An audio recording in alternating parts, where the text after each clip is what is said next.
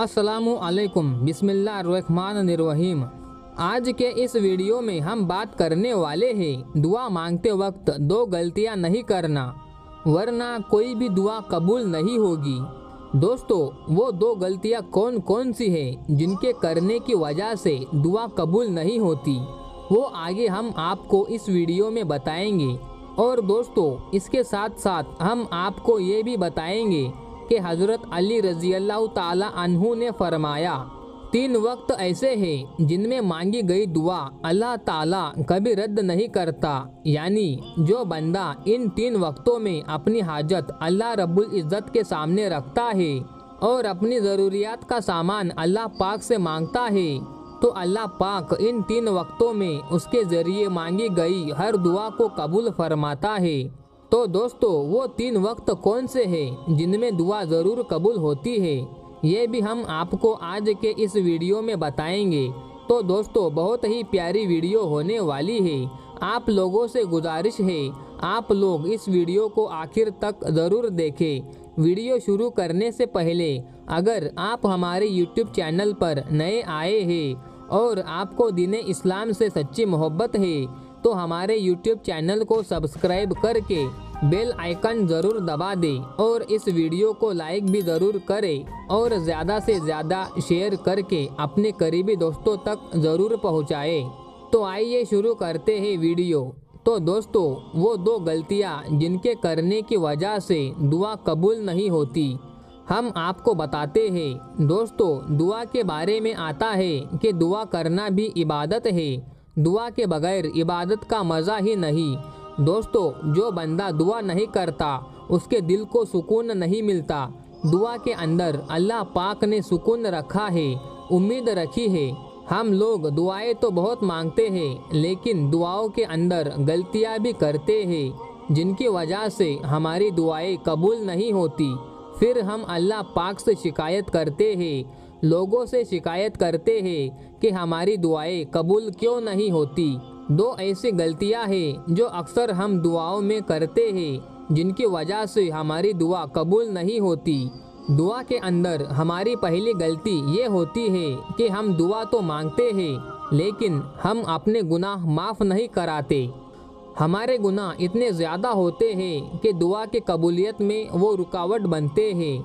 जैसे कोई बंदा अल्लाह पाक की नाफरमानी करता है और उसके बाद तौबा किए बगैर दुआ करता है, तो उम्मीद है कि उसकी दुआ कबूल नहीं होगी, क्योंकि दुआ के आगे गुनाह आ जाते हैं। इसलिए जब भी दुआ करे तो अल्लाह पाक से माफ़ी मांग ले।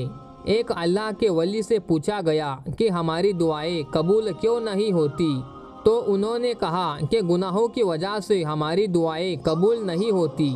और दूसरी गलती जिसकी वजह से हमारी दुआ कबूल नहीं होती वो ये है कि जब हम दुआ मांगते हैं तो 2 मरतबा, 3 या 4 या फिर 7-8 मरतबा या ज़्यादा से ज़्यादा 10 मरतबा मांग कर मायूस हो जाते हैं, यानी कि उम्मीद छोड़ देते हैं, नाउम्मीद हो जाते हैं। इंसान ये सोचने लगता है कि मेरी दुआ कबूल ही नहीं हो रही, तो मांगने का क्या फ़ायदा। लेकिन इंसान ये नहीं सोचता कि हो सकता है कि इसमें अल्लाह तबारक व ताला की कोई ना कोई हिकमत हो।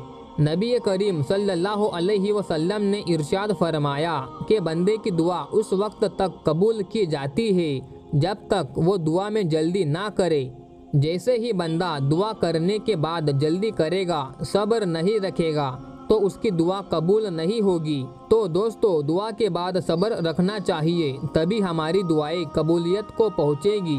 दोस्तों, अब हम आपको बताते हैं 3 ऐसे वक्तों के बारे में जिनके बारे में हज़रत अली रज़ी अल्लाह ताला अन्हु ने फरमाया कि जो बंदा इन 3 वक्तों में अपनी हाजत अल्लाह रब्बुल इज़्ज़त के सामने रखता है और अपनी ज़रूरियात का सामान अल्लाह से मांगता है, चाहे वो औलाद ही क्यों ना मांगे या पैसे या फिर मालो दौलत ही क्यों ना मांगे, अल्लाह तबारक व ताला उसको इन 3 वक्तों में जो भी वो मांगता है, जो भी ज़रूरत अल्लाह पाक के सामने रखता है, तो अल्लाह पाक उसको ज़रूर अता फरमाता है। और दोस्तों, दूसरी बात, हम आपको एक ऐसा वजीफ़ा बताएंगे कि अगर 11 दिन तक रात को आप उस वजीफे को करते हैं तो इंशाअल्लाह आपकी हर हाजत पूरी होगी और आपके घर में खूब खैर बरकत होगी और अल्लाह रब्बुल इज़्ज़त की गैब से मदद आएगी और बरकत ही बरकत और रहमत ही रहमत होती हुई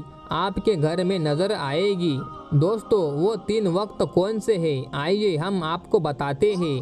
दोस्तों, एक शख्स हज़रत अली रज़ी अल्लाह ताला अन्हु के खिदमत में आया और कहने लगा, या अली, वो कौन सा वक्त है कि जब भी मैं दुआ मांगूं तो फ़ौरन कबूल हो जाए? तो हज़रत अली रज़ी अल्लाह ताला अन्हु ने फरमाया, ऐ शख्स, मैंने अल्लाह के रसूल सल्लल्लाहु अलैहि वसल्लम से सुना है कि 3 मौके ऐसे हुआ करते हैं जिनमें अल्लाह अपने बंदों की दुआ को रद्द नहीं करता।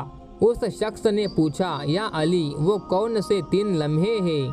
तो हज़रत अली रज़ी अल्लाह ताला अन्हु ने फरमाया, नंबर 1, जब इंसान का जिस्म कांपने लगे और थरथराने लगे, उस वक्त मांगी गई दुआ अल्लाह रद्द नहीं करता। नंबर 2, जब दिल में अल्लाह का डर उभरने लगे, उस वक्त भी इंसान अगर कोई हाजत अल्लाह रब्बुल इज़्ज़त से मांगता है तो अल्लाह उसकी हाजत को ज़रूर पूरा करता है। नंबर 3, जब इंसान की आंखें नम हो जाए तो उस वक्त में मांगी गई दुआ को भी अल्लाह रद्द नहीं करता बल्कि ज़रूर कबूल करता है। और याद रखना, इन तीनों हालातों में इंसान कायनात की जो भी चीज़ मांगे वो उसे ज़रूर मिलती है, चाहे वो सफ़ा मरवा के पहाड़ के बराबर सोना चांदी हीरा ही क्यों ना हो।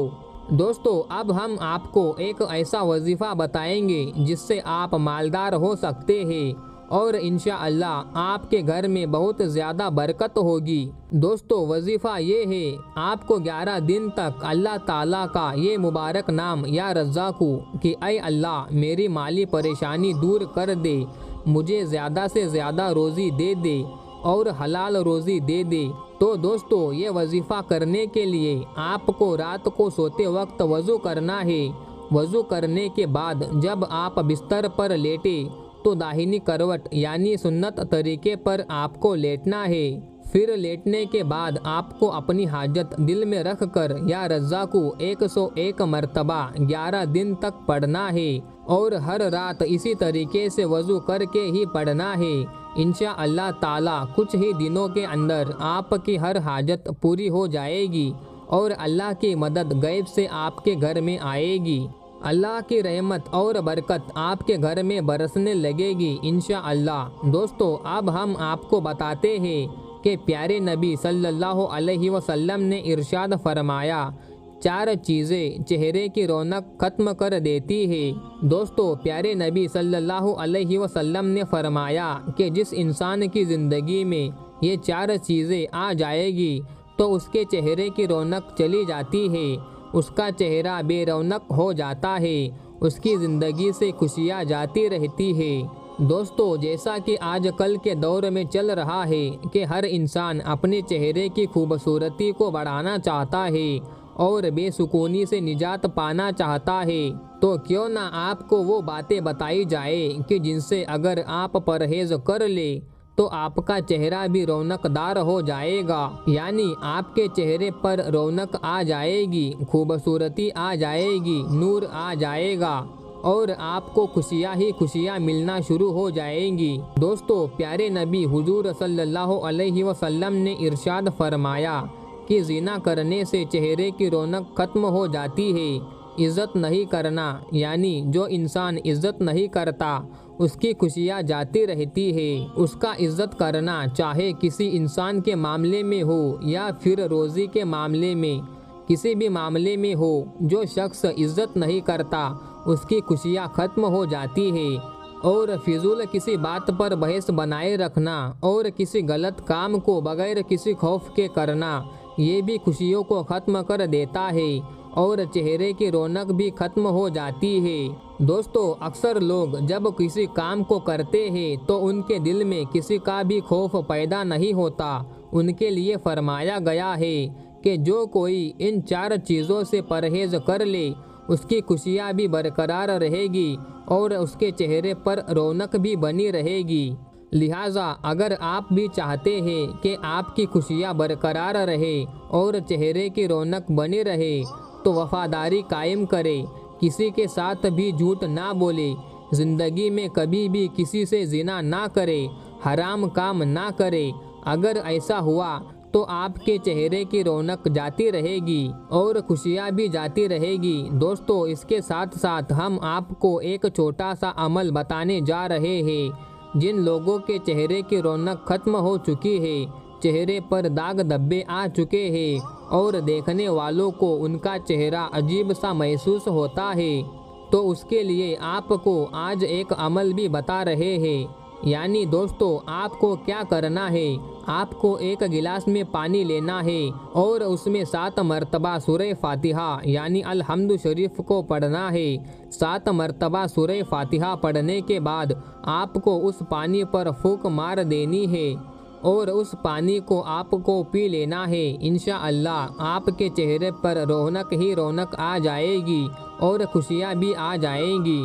दोस्तों, ये अमल आपको पाक और साफ हालत में ही करना है। जो भी भाई या बहन इस अमल को करना चाहते हैं तो पहले पाक साफ और बावजू हो जाए, उसके बाद ही ये अमल करें। इंशाअल्लाह चेहरे की रौनक बरकरार रहेगी। दोस्तों, वीडियो को एक लाइक करें। मज़ीद ऐसी ही वीडियो देखने के लिए चैनल को सब्सक्राइब करें। मिलते हैं अगली वीडियो में, तब तक के लिए अस्सलामु अलैकुम। अल्लाह हाफिज़।